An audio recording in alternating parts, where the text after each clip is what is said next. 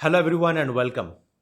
Uniswap is a cryptocurrency, but there is a lot more to this cryptocurrency of Uniswap that you must know. So, let's begin with what is a difference between a traditional exchange of cryptocurrency versus a decentralized exchange of cryptocurrency. So, first, let's have a look at what is a traditional exchange.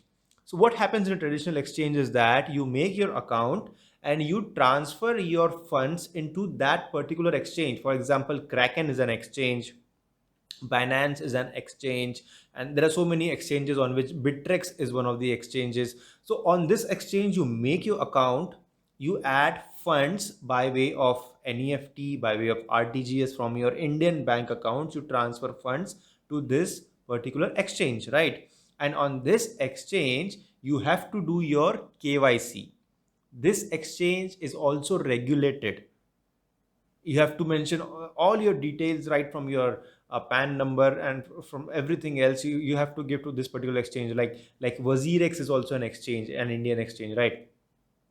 Whereas in a decentralized exchange, you do not need to make your KYC, you do not need to give your name, neither your any other detail, right? So this is one major difference between a traditional one and a decentralized exchange.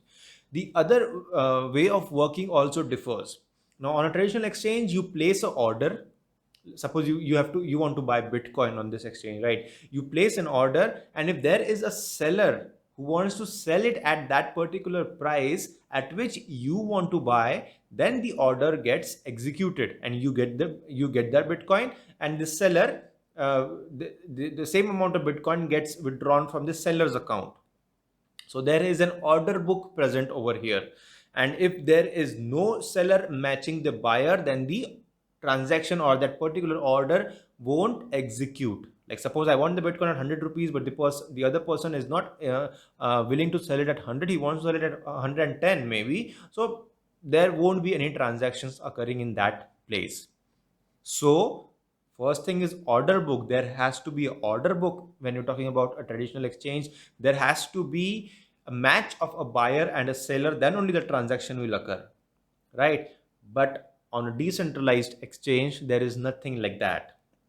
There is no order book on a decentralized exchange, and there is no particular transaction which happens between a buyer and a seller. I mean, it's not a direct kind of a transaction that occurs.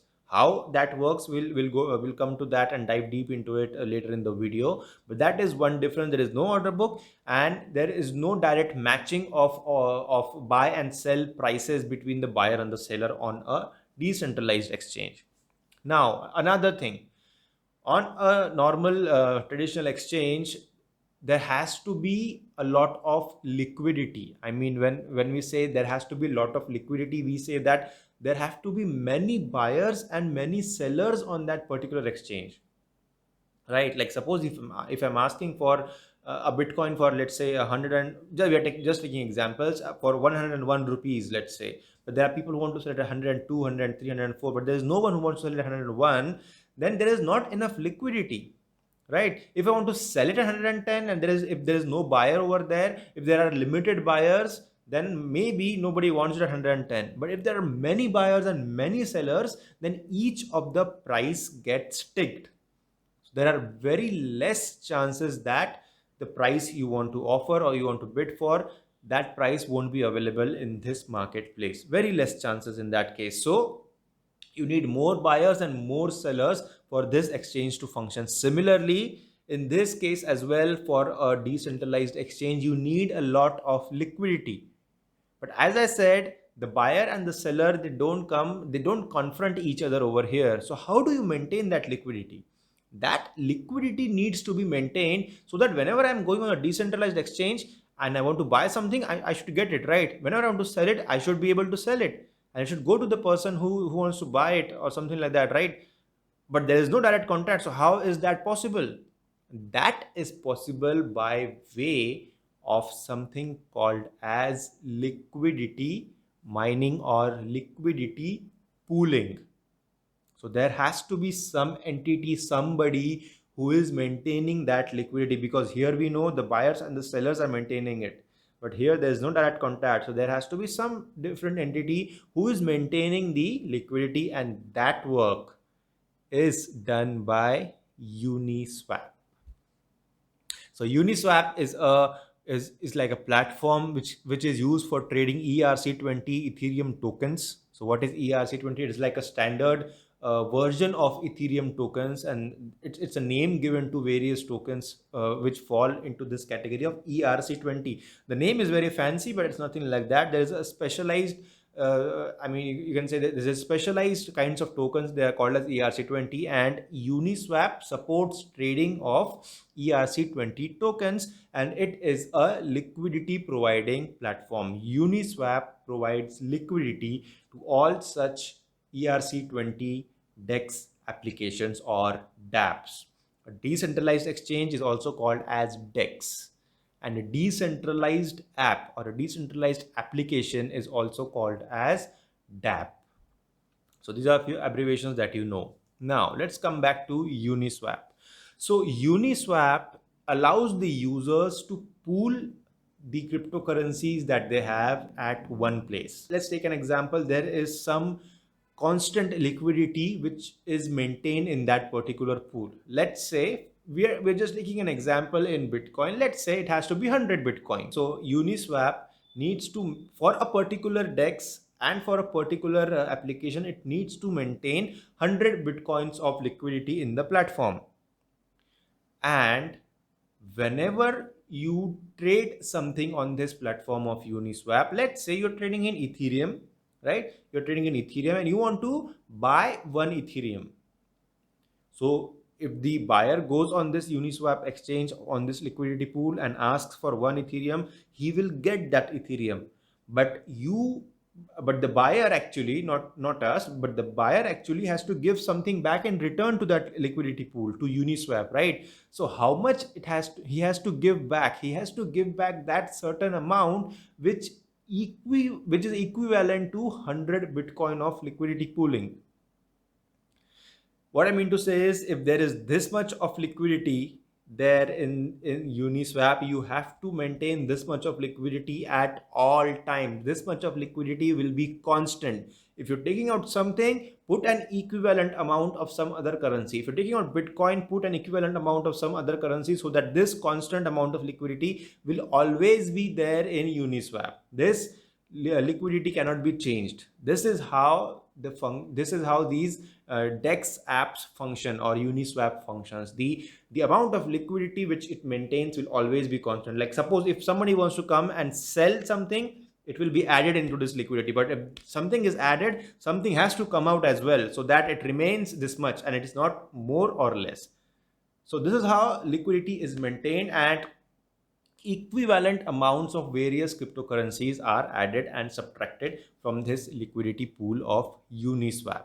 So Uniswap is that DEX platform which allows pooling of liquidity together, and this pooling of liquidity can be used by various other dApps. Those are decentralized apps working in the DeFi space. Now, what is DeFi? DeFi is another abbreviation for decentralized finance. We have made a video on decentralized finance. The link is there in the description. Have a look at that as well. So decentralized finance, to cut it short, it decentralizes the current financial services sector. So there will be no middlemen, no intermediary when you're buying a mutual fund, stocks, loans, insurances, deposits. So no middleman, no Zerodha, no Grow app, or no ICICI Prudential in between when you are buying any health insurance or life insurance. That is the purpose of decentralized finance, that is DeFi. And Uniswap provides this liquidity pool to these DeFi apps, right? So when you're taking when the DeFi app of providing loans is providing loans to the user, there has to be some liquidity from it. It is providing the loans, right? There has to be a pool of money from which loan can be given, and there need to be a few people who are contributing to this pool of money. So this work is done by Uniswap. Uniswap is a DEX, that is a decentralized exchange, and it is built using the platform or the technology of Ethereum. As I said, it supports the ERC20 tokens trading, and it is itself a ERC20 token. So it is built on Ethereum, and most of the DeFi apps and most of the DEXs, that is the decentralized exchanges, are built on Ethereum currently. There are various other technologies coming. EOS is coming, Polkadot is coming, Ethereum is being challenged, but currently all of this is happening on Ethereum itself. So DeFi, DEX, everything on Ethereum, and Uniswap is one such DEX which is providing liquidity to the DeFi as well as the ERC20 tokens trading. Uniswap was first introduced, I mean the first major version came in 2018, in which you could only trade Ethereum with other ERC20 tokens. Then in 2020, 2019, that time, they also came up with the version 2, in which ERC20 tokens could be traded with another ERC20 tokens. And then recently in 2021, they came up with the version 3, in which apart from trading ERC20 tokens to ERC20 tokens, they also came up with various other cryptocurrencies to be added on that platform of Uniswap. So this is how Uniswap has evolved, and it is the major liquidity providing cryptocurrency related platform, that is a decentralized exchange. Now, how do you use Uniswap, or how do you trade into Uniswap? You need a ERC20 regulated wallet like MetaMask, which supports the Ethereum code. So you can install MetaMask on your computers, and on that you can go on uniswap.org. So this will connect Uniswap to MetaMask, and you can start trading in Uniswap from then onwards. Remember, you can only trade ERC20 tokens on Uniswap. Also, you can make various other apps or dApps using Uniswap, and you can list them on Uniswap as well. So if you want to come up with a DeFi app or a decentralized app in the DeFi space, and we know that DeFi is a open source platform, right? You can copy the code, use it for yourself, make your own app, and you can list it on various exchanges. So you can do that. You can come on Uniswap, you can take the required code or the required technology from there. You can make your own app and list it on Uniswap as well. Uniswap with a wide variety of tokens, but unfortunately a fair number of scam coins as well. Just because a coin is listed on Uniswap doesn't mean a certain coin. But just as it provides so many options for so many people to build apps on this platform of Uniswap, there are many scam coins as well which are coming up. So this is one disadvantage of it being an open source, and many people are trying to do this. So be careful when you're trading into any of the cryptocurrencies. And the token of Uniswap is called as Uni, which was created by use of an airdrop in 2020. So Uni is the token of Uniswap, just as Ether is the token of Ethereum.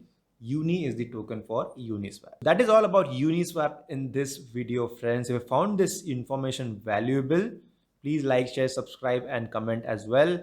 So to just cut it short and to make the long story short, Uniswap is a liquidity providing decentralized exchange built on the ERC20 Ethereum platform, and it helps in trading into ERC20 Ethereum platforms. That's it. Thank you, and I will be seeing you again.